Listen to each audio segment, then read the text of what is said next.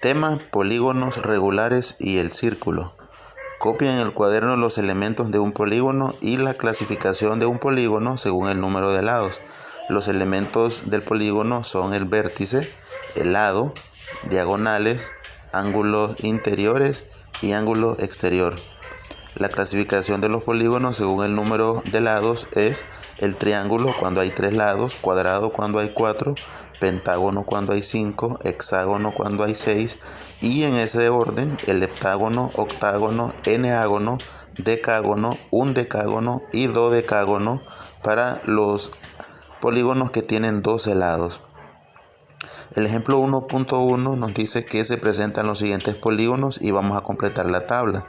Entonces observamos en la primera fila que aparece un triángulo que tiene 2.2 en cada lado y recordar que ese símbolo que aparece en la esquina es ángulo. Ese ángulo significa que es el mismo, por lo tanto los lados son iguales y los ángulos son iguales. En el 2, en la medida 2 tenemos que es un cuadrado, tiene 2 por lado y como sabemos que cada uno de los ángulos también es igual de 90 grados, entonces es un polígono. Luego tenemos un pentágono que tiene 1.5 por cada lado y cada uno de los ángulos también son iguales. ¿Qué concluimos de ese primer grupo? Que las medidas de sus lados y ángulos son iguales. ¿Qué pasa con el segundo grupo? Observamos que cada uno de los ángulos puede ser que sean iguales, pero no lo indican. Y los lados 2.21, 2.3 y 2 son completamente diferentes. Luego observamos un cuadrilátero que tiene 2.23, 1.86, 1.81, 1.92 y también son diferentes. Igual en el último también es un pentágono pero con lados diferentes. Concluimos entonces que el grupo 2, las medidas de sus lados y ángulos son diferentes. Recordamos que un polígono se nombra según el número de lados, en triángulo, cuadrilátero, pentágono, etc. Lo que habíamos mencionado en la figura anterior. ¿Qué es un polígono regular? Un polígono regular es un polígono que tiene todos sus lados congruentes y todos sus ángulos internos congruentes. Y observamos el caso de un hexágono. El hexágono podemos ver que tiene todos los lados iguales y todos los ángulos que aparecen en cada una de las esquinas que también son iguales y se indican de esa forma. En la parte práctica, en el ejercicio 1.2, nos dice que calculemos la suma de las medidas de los ángulos internos de un pentágono regular y la medida de cada uno de los ángulos internos de un pentágono regular. La solución: recordemos aquí al lado derecho que aparece un pentágono.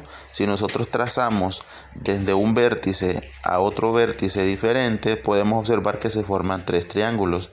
Como hay 3 triángulos, recordamos que cada triángulo mide 180 grados en sus ángulos internos. Por lo tanto, 180 grados por 3 triángulos que resultaron, eso nos da 540 grados. ¿Cuánto mide cada uno de sus ángulos internos? Cada uno mide lo mismo, entonces dividimos 540 grados entre 5, porque es un pentágono, y resulta que eso es 108 grados. Por lo tanto, la suma de la medida de los ángulos internos de un pentágono es 540 grados, y cada uno de sus ángulos internos mide 108 grados. Veamos entonces cómo lo podemos resolver de otra forma. Tenemos el mismo ejercicio: calcule la suma de la medida de los ángulos internos de un pentágono regular. Siempre nos da 540 y observamos el procedimiento. 180 grados por n menos 2. N es el número de lados de un pentágono, eso es 5. Entonces quedaría 5 menos 2 nos da 3. Y 180 por 3 es 540. Esos 540 los dividimos entre 5 y nos da 108 grados. Entonces la suma es 540 grados y la medida del ángulo interno es 108 grados. En el siguiente ejemplo nos dice que calculemos la suma de las medidas de los ángulos internos de un decágono regular. Entonces un decágono tiene 10 lados, entonces sería 180 por 10 menos 2 y eso da 8. 180 por 8 es 1440. Dividimos 1440 entre 10 y eso da 144. 10 porque es un decágono. De acuerdo, entonces la suma de las medidas de los ángulos internos es 1440 y la suma o la medida, perdón, de cada ángulo interno es 144 grados.